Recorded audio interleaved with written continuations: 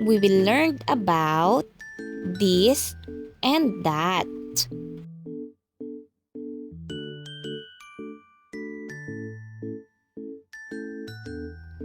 We use this to identify, to talk about things that are near to us.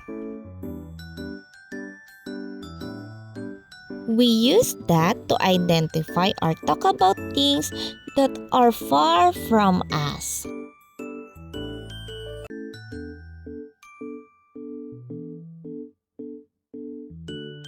Here's the example.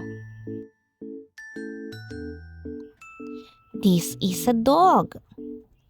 We use this because the word this in the picture, the dog is near to the girl.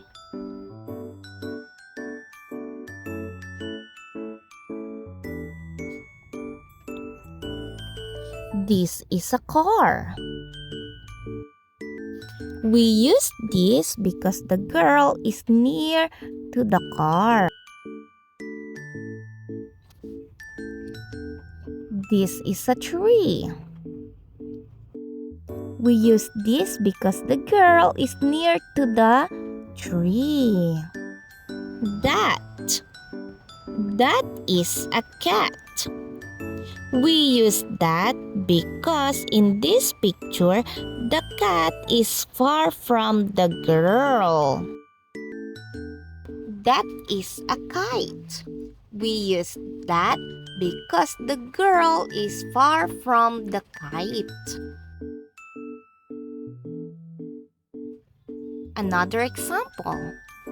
That is a flower.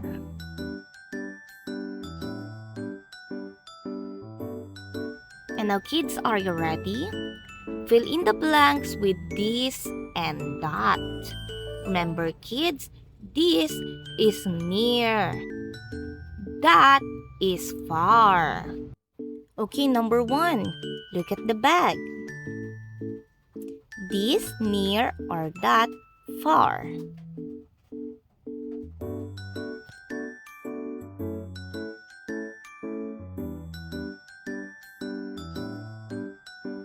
Two, look carefully. Look at the ball. This near or that far.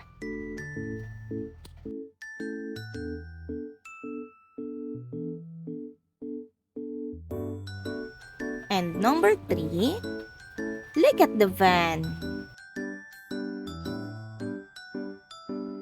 This near or that far.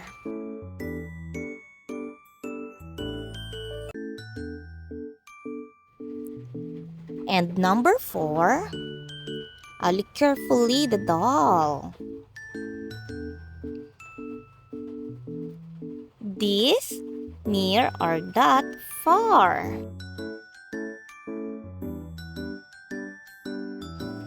And last, look carefully. Look at the kite. This near or that far.